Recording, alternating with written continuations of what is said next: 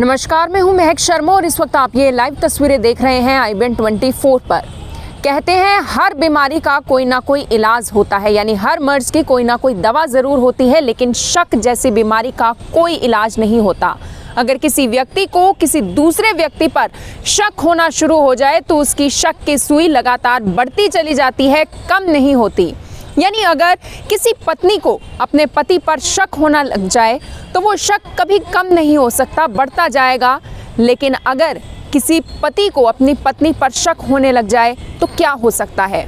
जो हो सकता है वो मैं आपको बताने जा रही हूँ, लेकिन ऐसा ज़रूरी नहीं है कि हर किसी के साथ ऐसा हो। लेकिन अपने आप में हरियाणा के फतेहाबाद का ये जो मामला सामने आया है, हर किसी की रूह कांप उठी है। अगर किसी ने जो पत्नी का शव मिला है, जिस हालत में मिला है, उसकी हालत देख ली होगी, कंडीशन देख ली होगी कि किस जगह पर और किस हालत में उस पत्नी का शव मिला। जिस पत्नी की मैं बात कर रही हूँ उनका नाम है वीरपाल कौर, जो कि पंजाब की रहने वाली थी। इंटरकास्ट उनकी मैरिज हुई थी। हरबेज सिंह जो कि फतेहाबाद के ही एक गांव के रहने वाले हैं, हरियाणा के यानी कि रहने वाले हैं। और ऐसे में इंटरकास्ट उनकी मैरिज हुई थी। एक 12 साल की, 4 साल की इस शादी से उनकी 2 छोटी छोटी प्यारी प्यारी मासूम सी बच्चियां हैं। लेकिन आखिर ऐसा क्या हुआ कि एक पति ने अपनी पत्नी की यानी वीरपाल कौर की इतनी बेरहमी से हत्या कर दी? क्योंकि मैं आपको बताना चाहूँगी कि जिस जगह पर यह हत्या होती है उसके बाद फतेहाबाद के एसपी खुद मौके पर पहुंचती हैं, फॉरेंसिक टीमें मौके पर पहुंचती है,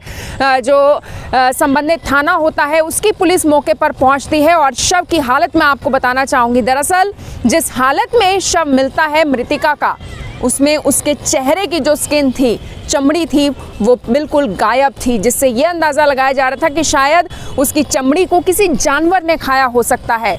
ऐसे में एक बड़ी जानकारी ये निकलती है कि उसके सर पर और उसके मुंह पर ईंटों से कई बार वार किए जाते हैं।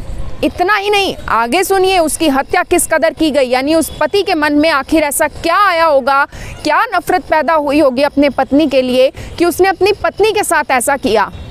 उसने अपनी पत्नी के पहले सर पर, मुंह पर ईंटों से कई वार किए।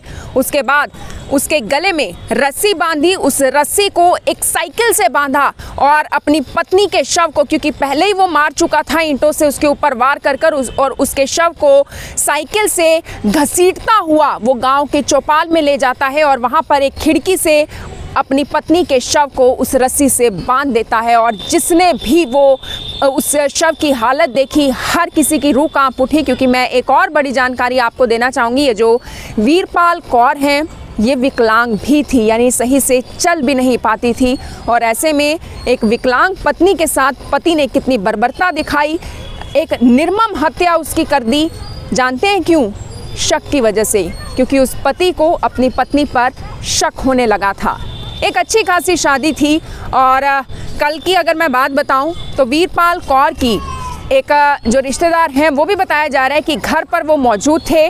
शायद कल जो वीरपाल कौर हैं उनके पति और उस रिश्तेदार ने कल शराब पी थी और शराब के नशे में इस हरबेज सिंह ने ये बड़ा काम कर दिया, अपनी पत्नी की ही बड़ी बेरहमी से हत्या कर दी। और ऐसे में जब शव मिलता है गांव वालों को, उसके बाद पुलिस की टीमें तो आती हैं, फॉरेंसिक की टीमें मौके पर आती हैं, खुद एसपी मौके पर पहुंचती हैं। जिसके बाद जो ये वीरपाल कौर हैं यानी कि जो मृतिका हैं, उनके भाई, उनके माँ, उनके तमाम रिश्तेदार पंजाब से यहाँ आ जाते हैं हरियाणा के फतेहाबाद में। और उसके बाद भाई द्वारा ये स्टेटमेंट दी जाती है कि पहले भी उसके जीजा द्वारा कई बार उसकी बहन को धमकियां मिली थी, जान से मारने तक की धमकियां मिली थी। और ऐसे में भाई द्वारा ही इस बात का खुलासा किया जाता है कि उसकी बहन पर लगातार शक जताया जा रहा था उसके जीजा द्वारा, और उसके जीजा लगातार उसे मारते भी थे, कई बार मारने की धमकी दे भी चुके थे। और भाई के कहने पर ही हत्या का मामला दर्ज होता है और फतेहाबाद की पुलिस आईपीसी की धारा 302 और 201 के तहत मामला दर्ज कर लेती है। अभी और भी हो सकता है बहुत सारे खुलासे हों, लेकिन अपने आप में